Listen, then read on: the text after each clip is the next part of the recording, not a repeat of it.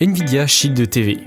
Toujours dans un packaging sobre et épuré, la box est accompagnée d'une télécommande nouvelle génération et d'une alimentation malheureusement propriétaire. À l'arrière, on y retrouve deux ports USB 3.0, un port HDMI 2.0, un port Giga Ethernet et le port alimentation. Toujours pas de port micro SD. Cette nouvelle version intègre désormais un Tegra X1+, accompagné de 3 Go de mémoire vive. Également, on y trouve 16 Go d'espace de stockage, contre 2 et 8 sur la version classique. Nvidia annonce 25% de performance en plus. Pour le reste, elle est compatible 4K HDR 60 fps, Dolby Vision, Dolby Atmos et plus. Elle embarque le Wi-Fi ainsi que le Bluetooth 5.0. La box Android Nvidia Shield TV Pro est sans nul doute la meilleure box du marché. Certaines autres boxes sont toutefois très bien et moins chères. Toutefois, elles n'ont pas les mêmes performances, services et capacités d'évolution. Beelink GT King. La première bonne impression, c'est le déballage. Lorsque j'ai déballé cette box, j'étais assez impressionné tant par la qualité du packaging que par le boîtier Android lui-même. On aime ou on n'aime pas le dessin du crâne en couleur sur le dessus. Mais ce qui est certain, c'est que la qualité de construction est excellente et extrêmement bien finie. Cette qualité de fabrication est une caractéristique qui distingue cette Beelink de ses concurrents moins chers. Mais également les caractéristiques techniques sont l'autre atout de taille de cette box TV. La Beelink GT King est équipée du nouveau AMLogic S922X, de 4 Go de mémoire vive et de 64 Go de stockage interne. Les dernières normes de connectivité sont aussi de la partie avec du Wi-Fi 5G et du Bluetooth 4.1. Autant le dire tout de suite, ça déboîte. Vous pouvez lui donner n'importe quoi à lire ou faire, elle y arrive. C'est assez impressionnant, la rapidité et la fluidité de cette box Android. Si vous recherchez une box surpuissante que Android et le prix vous convient, ne cherchez pas plus loin. Il s'agit d'une box TV Android de qualité avec des composants très performants.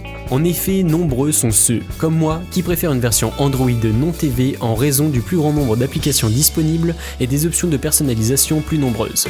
Mais si vous n'êtes pas prêt à dépenser quelques euros de plus et que vous préférez uniquement utiliser le Play Store officiel, alors préférez une Shield de Nvidia. Amazon Fire TV Cube.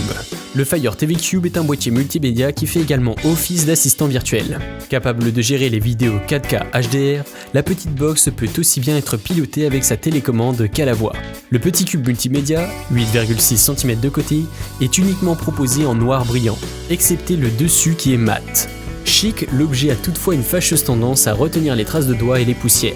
En revanche, avec ses 465 grammes et ses 4 patins en caoutchouc, il inspire plutôt confiance et se montre particulièrement stable une fois posé sur un meuble TV. La connectique se limite à l'essentiel, avec la présence d'une sortie HDMI, aucun câble n'est fourni, et d'un connecteur mini jack permettant de relier une rallonge infrarouge. Cette rallonge est fournie et permet de positionner le Fire TV Cube à l'intérieur d'un meuble TV ou de le décentrer par rapport à un meuble TV en question. Assez pratique, la télécommande fonctionnant aussi bien en infrarouge qu'en Bluetooth. Xiaomi Mi Box S.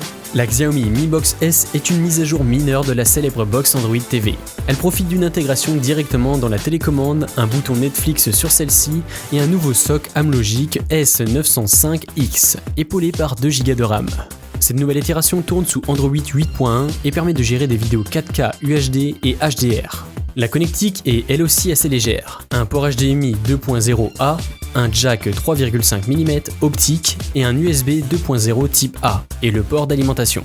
La box est évidemment fournie avec une petite télécommande Bluetooth. En plus de cela, la télécommande propose aussi un bouton pour Google Assistance, un bouton Netflix. Si vous cherchez une box TV 4K à petit prix, la Mi Box S de Xiaomi est une bonne solution.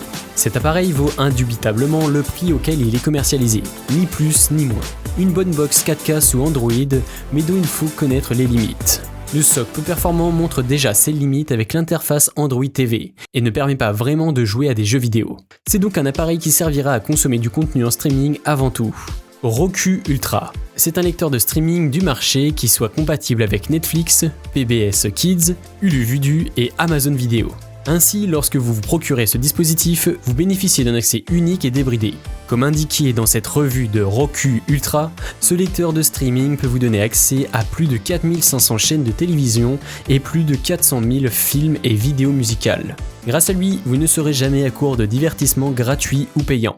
Le lecteur de flux Roku Ultra est votre compagnon des divertissements ultimes à la maison.